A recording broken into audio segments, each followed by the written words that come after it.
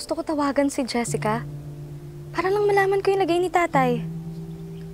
Eh, ang kaso, Besh, pinagbawalan na ako ni nanay eh. Magagalit daw sila ate at kuya pag nalaman nila. Tingnan ko, ha? Sige na, bahala na. Tawagan na lang kita ulit. Tatawag mo pa rin, Colleen? Pinagbawalan ka na ni nanay, ah. Anong ginagawa niyo dito? Kanina pa kayo nakikinig sa usapan namin? Oo. Dahil alam ko na nandito ang tatay mo at makikipagkita ka sa kanya.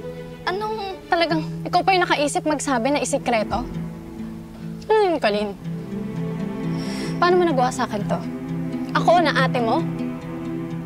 Trinaydor mo ako? Bunso, mas importante pa talaga yung tatay mo kaysa sa amin? Kuya, hindi. Sinungaling. Gusto mo makipagkita sa tatay mo kahit ayaw namin? Ate, may sarili rin naman akong desisyon. Hindi na ako bata para diktahan niyo kung ano ang dapat at hindi dapat gawin. Tsaka ako lang naman yung may gustong makipagkita kay tatay, ah. Hindi ko nga kayo dinadamay, eh. Kahit si nanay. Kaya payagan niyo na ako. Hindi. Kasi pag hinayaan ka namin, hindi natin alam kung anong klaseng gulo na naman ang madudulot ng lalaking yon sa buhay natin. Tingnan mo yung nangyari, oh. Nag-iwalay na si nanay at si Tito Noah dahil sa kanya.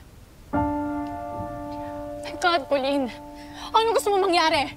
Magkagulo tayong lahat? Ang selfish niyo naman, ate. Gusto ko lang naman makilala si tatay, ah. Gusto ko lang naman... Ikaw ang selfish, Colleen! Hindi mo kami iniisip.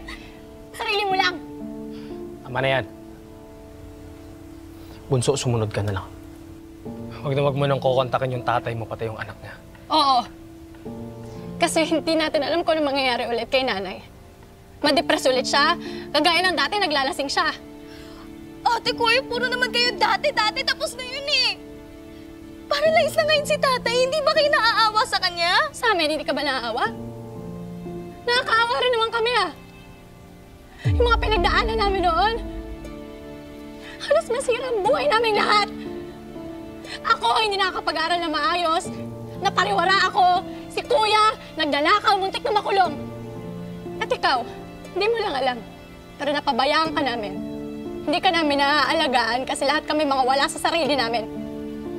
At lahat yun, dahil yun sa tatay mo. Gusto mo ba talagang bumalik tayo doon, Bunso? Ano, sisirain natin yung katahimikan ng pamilya natin, lalo na ni nanay, dahil gusto mo makita yung tatay mo? Sinasabi ko sa'yo, Colleen. Pag hindi ka tumigil, pasensyahan tayo. Pero mawawalan ka lang, ate.